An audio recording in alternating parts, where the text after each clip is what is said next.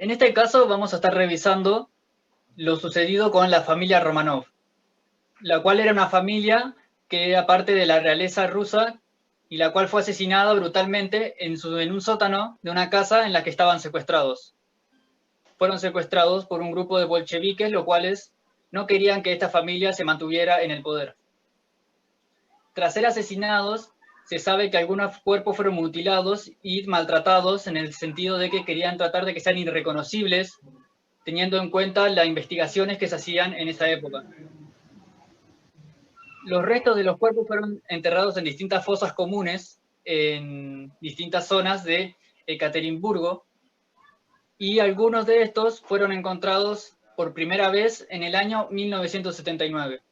Pero se empezó una investigación oficial tomando en cuenta los restos encontrados en el año 1991, tras otro encuentro de otra fosa en ese mismo pueblo, 70 kilómetros más lejos de la primera, en el año 2007. Teniendo en cuenta esta información, lo que vamos a estar viendo esta vez con estas 4 científicas es qué técnicas usaron para poder identificar los cuerpos de dichas personas y si al final se pudo identificar que eran realmente ellos o no. Además de otros temas como un incidente con que se confundió a una persona encontrada con una de una de las víctimas, por así decirlo. Y bueno, voy a empezar preguntándole a alguna de las científicas cuáles fueron las técnicas utilizadas para identificar dichos cuerpos. Yo les voy a contar un poco al respecto, teniendo en cuenta que los restos que se encontraron eran solamente huesos, se usaron técnicas muy como actuales, muy nuevas, y una de esas fue la de pulverización de huesos, que es una técnica que consiste en transformar el hueso a polvo. Esta técnica comienza con la selección de las muestras. Se seleccionan las muestras que principalmente son mejores, los fémures, los huesos fémures y los dientes, las piezas dentales, porque son las que mejor se conservan, y las mismas, de ser necesario, se lavan en una pequeña cámara para eliminar cualquier tipo de resto carnoso o impureza que puedan tener. Luego pasamos a lo que es la pulverización en sí, que en el caso de que tengamos un fémur, lo que vamos a proceder a hacer es sacar la médula de adentro del hueso con un taladro que se llama Dremel, y luego tomar el hueso y desde la mitad comenzar a cortar discos del mismo. Los discos van a tener un diámetro de 2,5 centímetros por 0,3 centímetros de grosor aproximadamente, y una vez cortados los vamos a colocar en una placa estéril que se conoce como placa de Petri. Una vez que hicimos esto, vamos a cortar otra vez los huesos, estos discos que obtuvimos, con una cizalla plana, y que nos va a ayudar a obtener fragmentos de hueso mucho más pequeños que sean posibles de convertir a polvo utilizando el mortero electromagnético que se llama Freezer 1000. La pulverización la realizaremos en tubos de plástico que anteriormente fueron irradiados con luz ultravioleta o autoclavados. Es muy importante que siempre que tengas, por ejemplo, 2 muestras de distintas personas, se realicen cada una por separado para evitar cualquier tipo de contaminación que se pueda llegar a tener. Siempre, mientras mayores sean las condiciones estériles y precauciones que se tomen para evitar contaminaciones en las muestras, va a ser mucho mejor. Por ejemplo, a veces es preferible que se tenga un área en el laboratorio para el ADN amplificado y otra para el ADN que no se amplificó todavía. Luego de esto seguimos con la etapa de extracción del ADN, en la cual se reparten 2 gramos de muestra en tubos de plástico, 2 gramos del polvo, digamos, de hueso, y la misma se realiza por medio de 3 técnicas, de 3 métodos. Uno es la técnica de modificación, la modificación del método del FBI de Estados Unidos. La otra es el método de rutina realizado en cualquier laboratorio. Y la otra es el método de rutina de un laboratorio modificado. Una vez que pasó por la extracción del ADN, sigue la cuantificación y pureza de los ácidos nucleicos. En este caso también hay 3 métodos que se pueden usar. Uno es el fluorométrico Hoefer, el otro es el DINA-Quant 200 y el último es el Quanti-Blot. La pureza de los extractos y la cantidad de proteínas se evalúan por medio de un cuarto método que es llamado GeneQuant. Muchas veces se suelen realizar como las 3 técnicas de cada cosa, por eso se suelen, no sé, de una misma persona tomar 3 muestras distintas y a las 3 muestras hacerlas en cada método a usar. Seguimos por la amplificación del ADN, que son una de las etapas que nos van a brindar como los resultados. La amplificación del ADN por PCR, es decir, por reacción de la cadena de la polimerasa, que consiste en amplificar una sección de ADN para que la misma después pueda ser estudiada en el próximo paso, que es la electroforesis con tinción de nitrato de plata, que es la técnica en la cual en gel de poliacrilamida este ADN amplificado se coloca ahí y luego se añade como una tinta de nitrato de plata que nos ayuda a ver con mejor claridad los resultados obtenidos, y se aplica una corriente eléctrica que hace que el ADN se extienda por ella y poder obtener el resultado que estamos buscando. El último paso es el de la búsqueda de inhibidores de la PCR, porque en los restos antiguos, es decir, en huesos, es muy común que haya inhibidores de la PCR que impidan no impidan, sino que más bien interfieran en la amplificación del ADN. Por ello es que se realiza un ensayo cruzado para poder buscar estos inhibidores y eliminarlos y que se pueda realizar el estudio. Y bueno, esta es una de las técnicas. La otra es la descalcificación, que la descalcificación lo que hace es separar los minerales del hueso, del tejido más bien. En esta está dividida en 2 grupos. La descalcificación están los ácidos y los quelantes de calcio. Los ácidos lo que tienen es que aportan los hidrógenos y eliminan los iones hidroxilos. Estos se dividen en 2 grupos, están los fuertes y los débiles. Los fuertes son inorgánicos y los débiles son orgánicos. Lo que tienen los fuertes es que actúan de forma rápida, pero dañan mucho el tejido. Y los débiles actúan de forma más lenta, pero preservan el tejido. De los fuertes está el nítrico y el clorhídrico. Lo que hacen es que se utiliza de 5 a 10% en agua y no se debe utilizar más de 24 a 48 horas. Después el formático es el débil, que se utiliza en solución glucosa y en formalina. En este último se va acompañada de la fijación. La fijación lo que hace es preserva el tejido y evita que se dañe con los ácidos.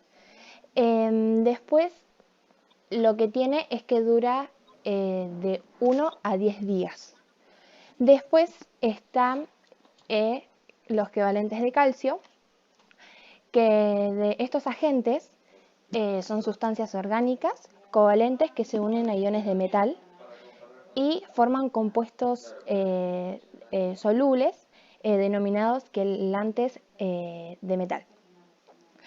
Después está el EDTA, que es un ácido que secuestra iones de calcio en la hidroxiapatita que está en el hueso.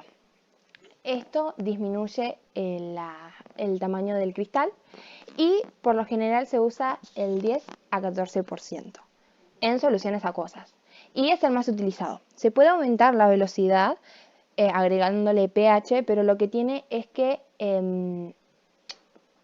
como había dicho anteriormente, daña el tejido. Y si lo queremos hacer una... si queremos hacer un buen análisis, debemos preservar los tejidos.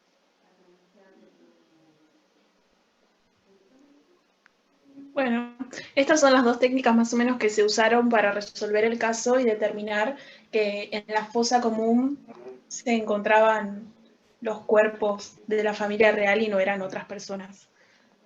En la segunda pregunta,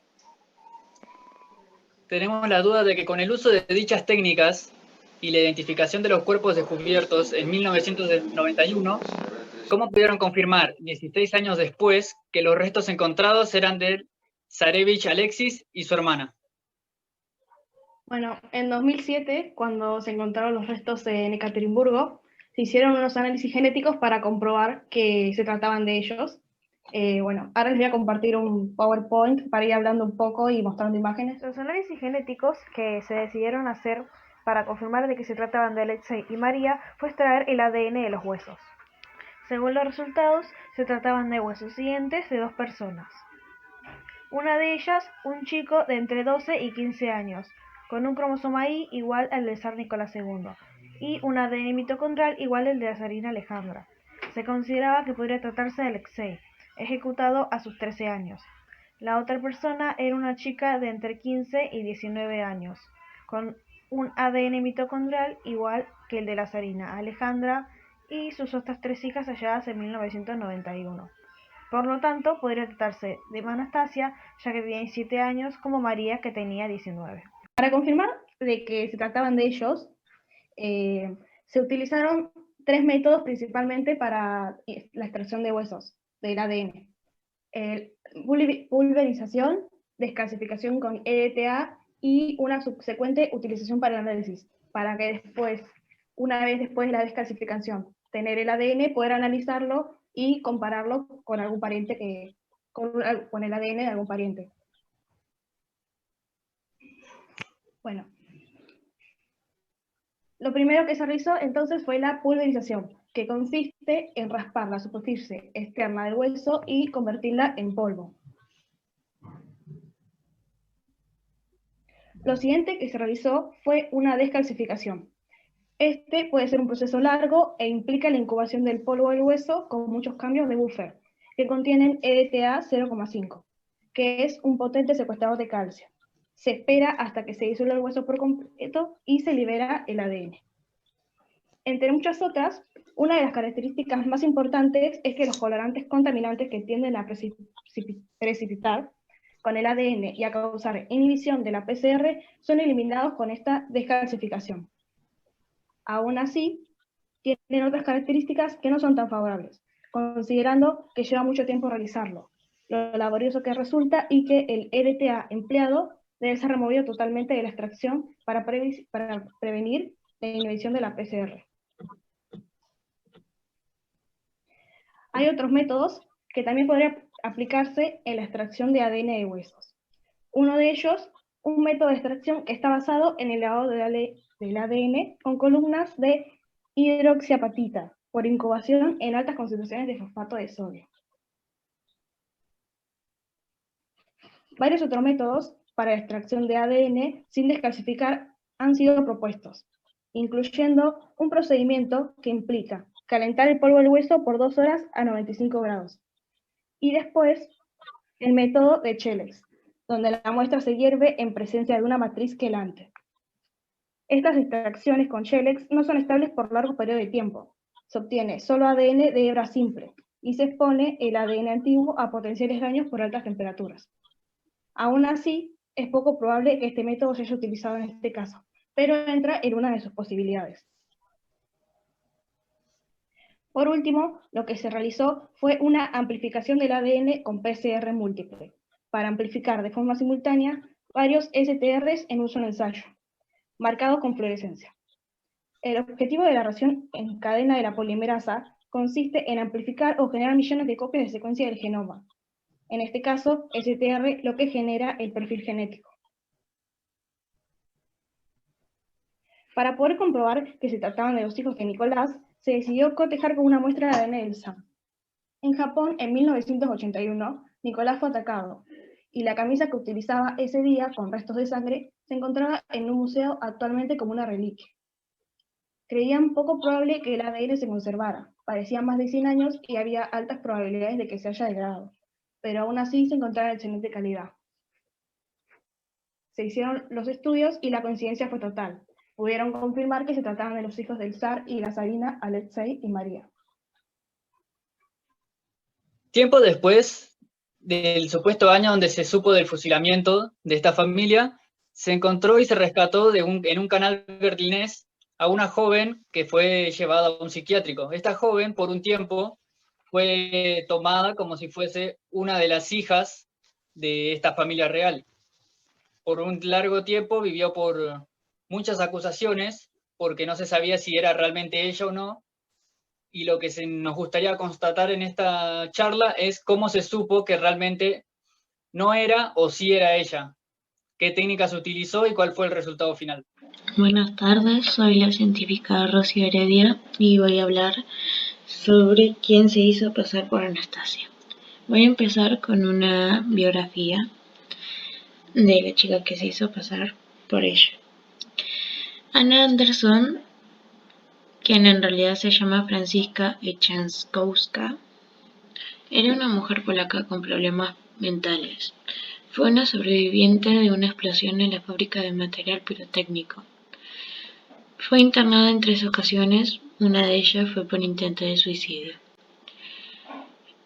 Era esposa de Jack Manahan, quien la secuestró, por así decir, pero en realidad se la llevó como escapándose del internado donde estaba ella. Viajaron por una furgoneta hasta que la policía los encontró y llevaron de vuelta a Franziska al internado. Murió 3 meses después, exactamente el 12 de febrero de 1984. La encontraron en el río berlinés rodeado de toneladas de basura. Voy a contar un poco cómo se hacía pasar por Anastasia. Habían encontrado a una mujer desconocida en un intento de suicidio. La llevaron al hospital Elizabeth y una de las enfermeras vio un gran parecido con Anastasia. Con el tiempo de que una de la familia Romanov había sobrevivido al ataque de esa noche, el rumor se fue esparciendo.